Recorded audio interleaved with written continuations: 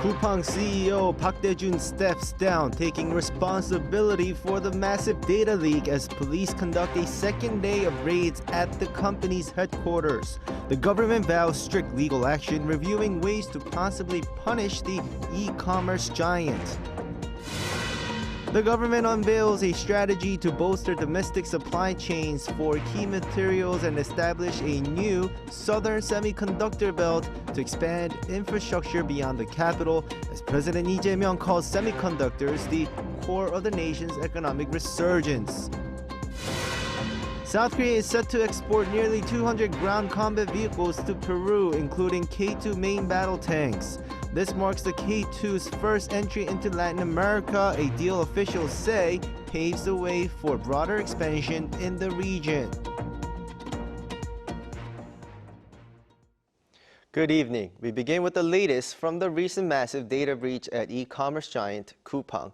Amid mounting public pressure, the company's CEO has stepped down. Meanwhile, the government has announced measures to prevent such occasions from happening again, with the police conducting a second day of their search and seizure operations at the company's headquarters. Our Park Gun-woo starts us off.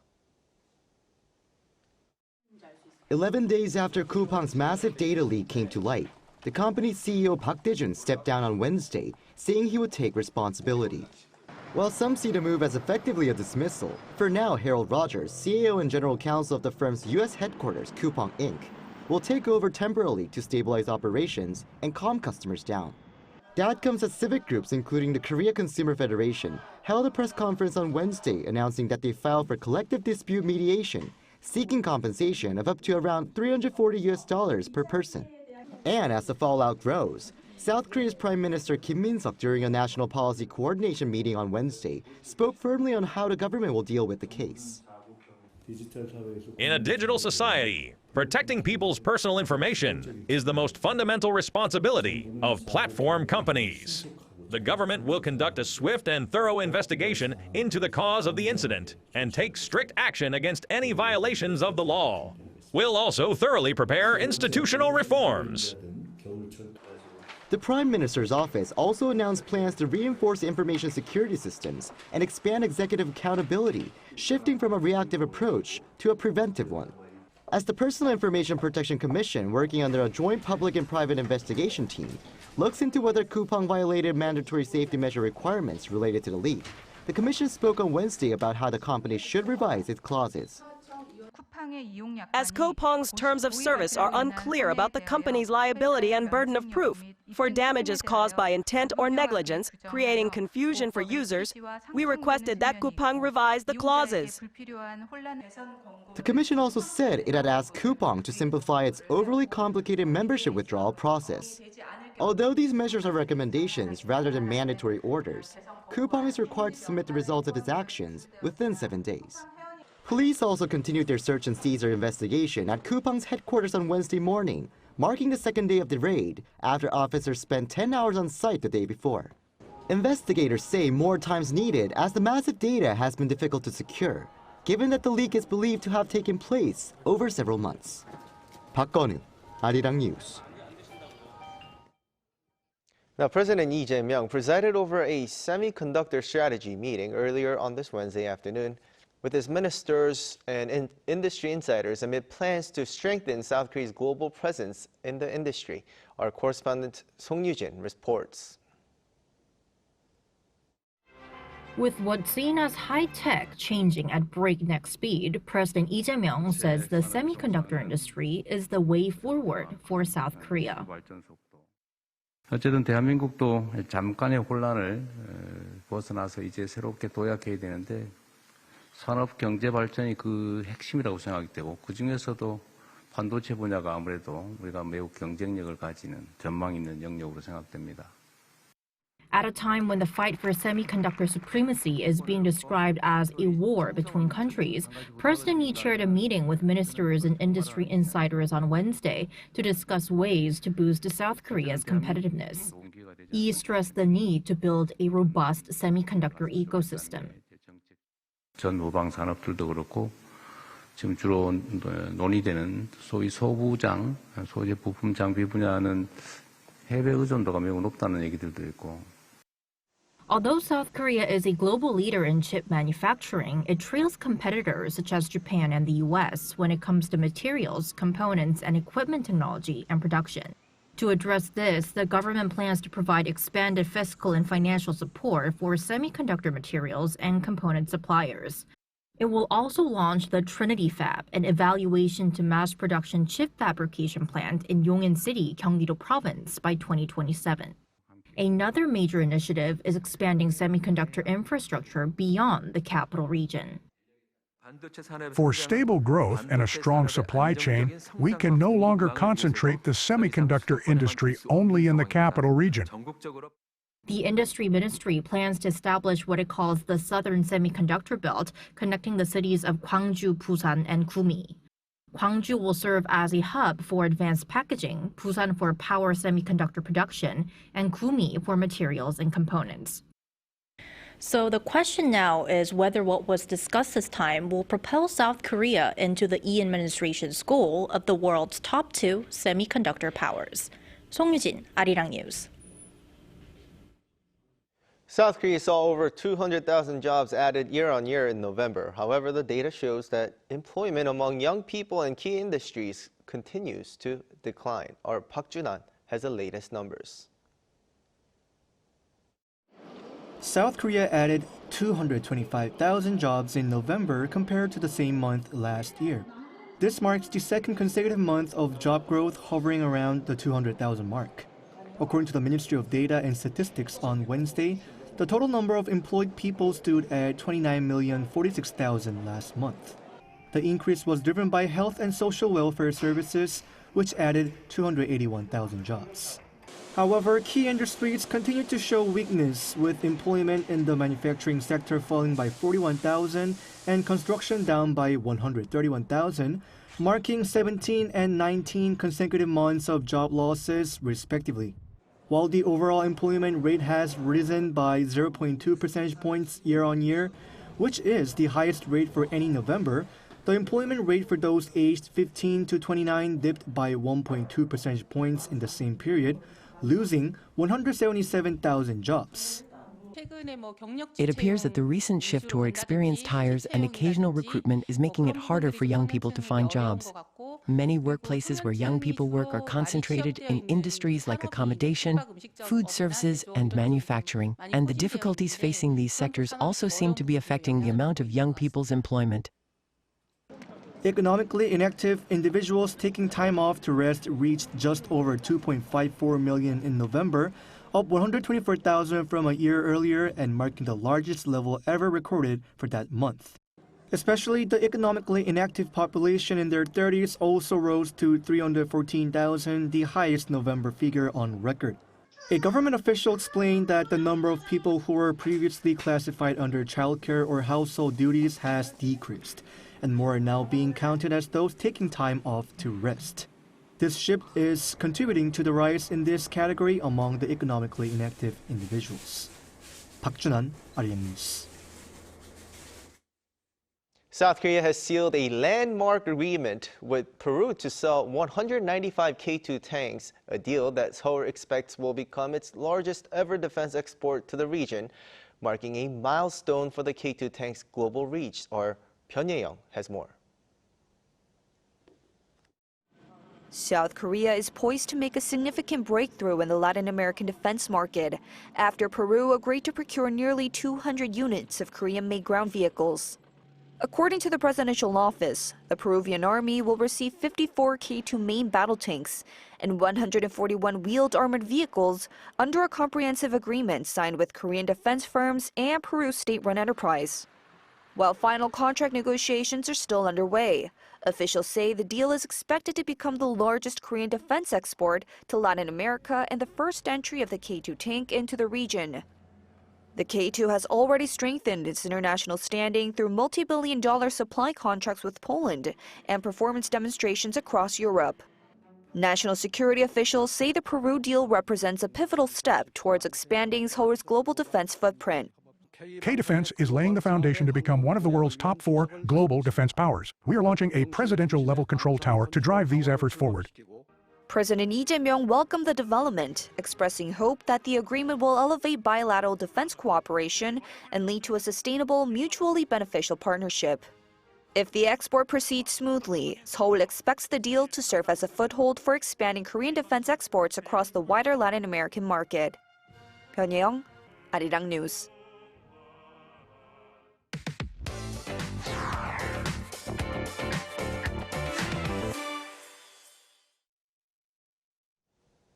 In a break with the past, both the U.S. and China made no mention of the denuclearization of the Korean Peninsula in their recently unveiled defense policy papers. Concerns are mounting, with some saying that the two superpowers are no longer seeing tensions on the peninsula as a priority. Now, to talk more on this, we invite our Kim Bo-kyung into the studio. Bo-kyung, welcome. Thanks for having me, Toyan.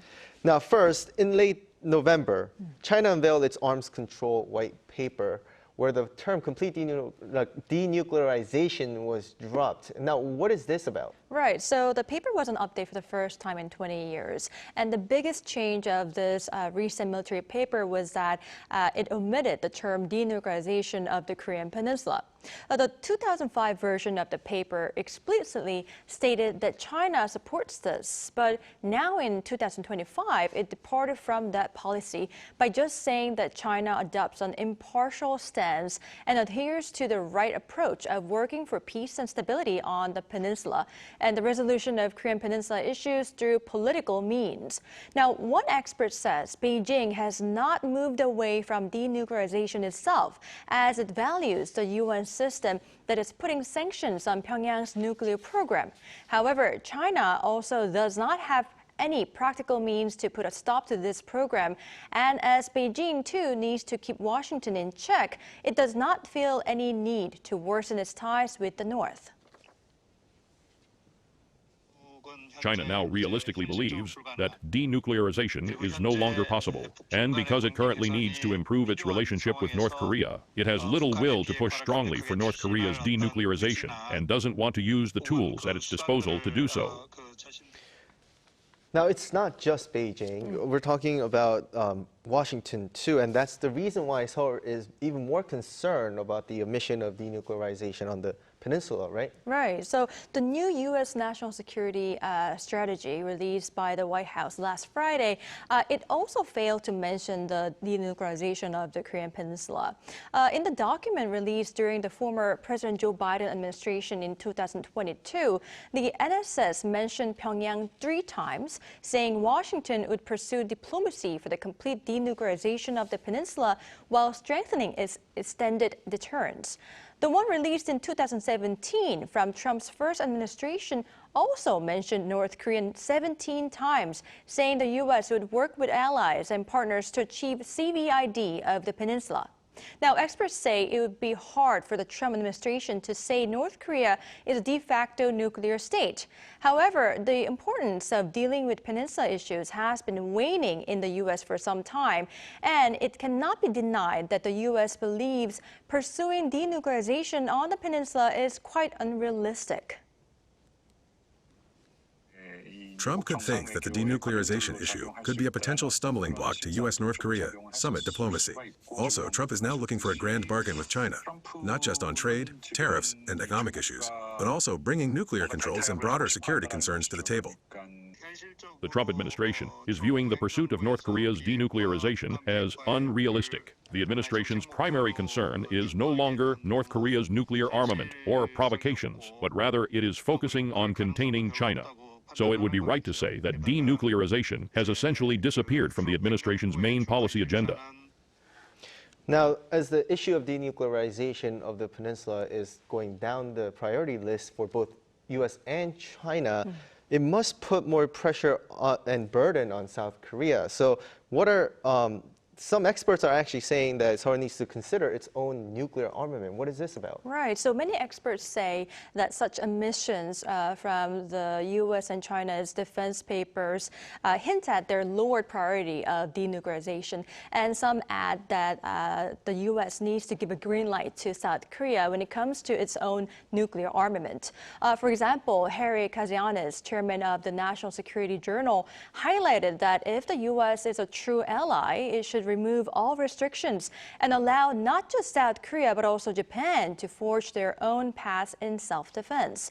The expert I talked to also said that now that Washington is asking for its allies, Seoul and Tokyo, to boost their military capabilities and deal with problems in the region on our own, it is possible for Seoul to open up talks for nuclear armament, and that perhaps Washington's approval for nuclear-powered submarines was a start.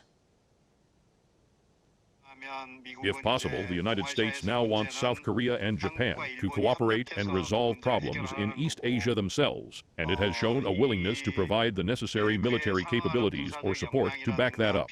In that sense, I believe the path for South Korea to pursue its own nuclear armament is also open. All right, thanks for the insightful coverage. Thank you, Doyan.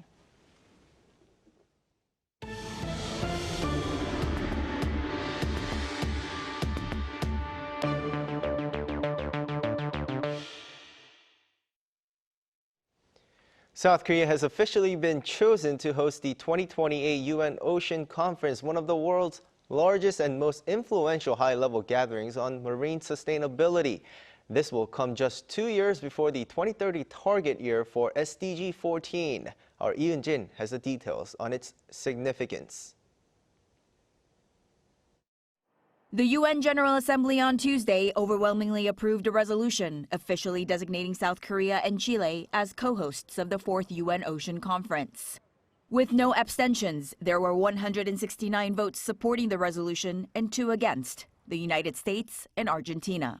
The triennial meeting is hosted by 1 developed country and 1 developing country, which means Korea will host the main event in June 2028 and Chile a high-level preparatory meeting in 2027. This conference concentrates on advancing Sustainable Development Goal 14, which is the UN's Life Below Water goal, focused on conserving and sustainably using oceans, seas, and marine resources for sustainable development. The South Korean Ministry of Oceans and Fisheries plans to select the host city through a public bid open to local governments in the first half of next year. But even before Korea was confirmed as the host of the event, Busan had already expressed strong interest and been actively pursuing a bid to be the host city. During a plenary session on Monday, Oceans Minister Chun Jae-soo said that the 2028 conference will be a defining moment for all stakeholders to come together for a more effective collaboration and concrete action plan, making it a crucial milestone just 2 years before the 2030 target year for SDG 14. The 3rd UNOC was held in Nice, France, from June 9th to 13th this year, co-hosted by France and Costa Rica, drawing some 15,000 participants, including 55 top-level officials from around the world. Yoon Jin, Arirang News. It was a full year of celebrating the normalization of South Korea and Japan's diplomatic ties, which have been volatile for years. What's proving to be a steadying force are the conversations and relationships built among people across the 2 societies. Our Oh Soo-young has more. 25-year-old Hiyori Morisawa initially came to Seoul for a short exchange program, but ended up enrolling in a Korean university, withdrawing from her undergraduate studies in Japan. While learning the language, I gained a deeper understanding of Korean culture. The concept of jong, an enduring sense of emotional connection. That experience made me feel closer to Korea and love it more. She was one of the participants at the 21st Korea-Japan Speech Contest organized by the Japanese Embassy in Seoul. For 2 decades, people of all age groups have delivered talks on subjects close to their hearts in each other's language, showing how interpersonal connections have withstood political swings in bilateral relations. 16-year-old Bae Jin-woo says his relationship with Japan grew due to his love of ice hockey. I used to play ice hockey, and seeing Korean and Japanese teams compete together showed me differences in culture and style, and how sport can serve as a bridge between the 2 countries. A separate youth roundtable inspires cooperation and unity among young Koreans and Japanese against major challenges facing their generation. Part of Japan's Genesis program that promotes understanding among young people in the Asia-Pacific. The most recent virtual session focused on disaster preparedness. This discussion aims to explore how both countries can respond to natural hazards such as earthquakes and flooding, risks that can occur not only in Japan and Korea, but anywhere in the world. The topic was also deemed a shared priority when then Prime Minister Ishiba and President Lee Jae-myung met in September. Both sides agreed to strengthen cooperation and pursue joint preparedness efforts. Participants shared how both countries respond during major emergencies.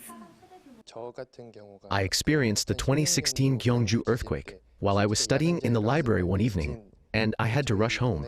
Earthquakes are far more frequent in Japan, which is why preparedness is essential. I wanted to compare how disaster readiness is approached in Korea and how response systems are structured in Japan. Confronting shared challenges through dialogue beyond leader and government level, civilian exchanges are creating common ground over traditional sticking points and perceptions. This coming significantly in the 60th year of normalizing relations between Korea and Japan. Communications in the private sector have rapidly increased. Japanese cinema is a blast in Korea, and also I believe that a Korean-Japanese director has made this amazing movie in Japan, which has also been a hit. These days, dating apps are even connecting Japanese people and Korean people within the private sector. Despite having political differences, despite having historical disputes, I believe that in the future, especially the younger generation, have a very optimistic future ahead of us. While shuttle diplomacy strengthens top-level engagement, these people-to-people encounters are fortifying the foundation of future-oriented relations across all generations in Korea and Japan. Oh Soo-young, Arirang News. Songs from global star Rosé of Blackpink and the popular Netflix animation KPop Demon Hunters have dominated multiple year-end Billboard charts in the U.S. Billboard said on Tuesday, local time, Rosé's smash hit collaboration single with Bruno Mars, 아파트, placed 9th on the 2025 year-end Hot 100 chart, while BTS member Jimin's Who came in at 57th. Riding on the film's global success, the K-pop Demon Hunters soundtrack secured 7 spots on the chart. Golden reached number 25, followed by Your Idol at number 54 and Soda Pop at number 61. How It's Done placed at number 68 and What It Sounds Like at number 83, while Free and Takedown entered the chart at number 92 and 93 respectively.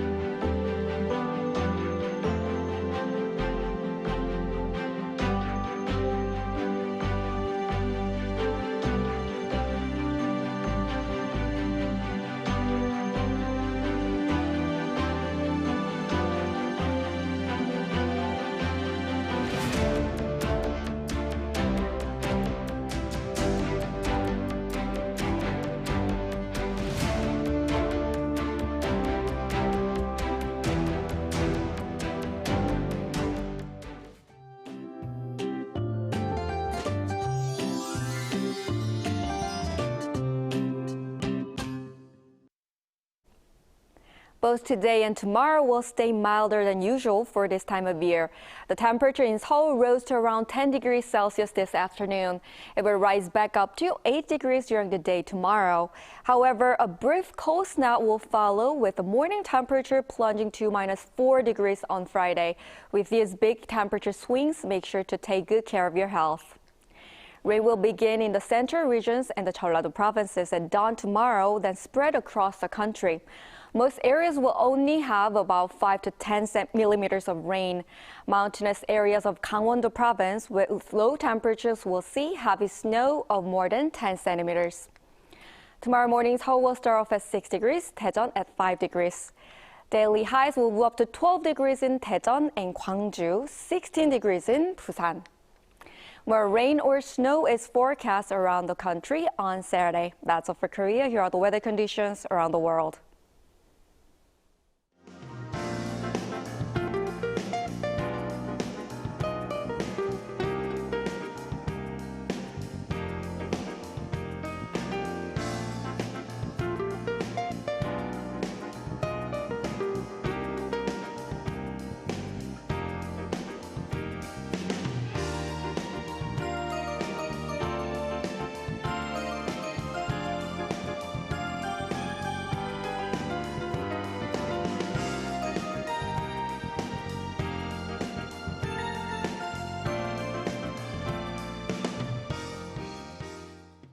That is all we have for tonight. I'm Kim Do-yeon. From all of us here at Arirang, thanks for watching and good night.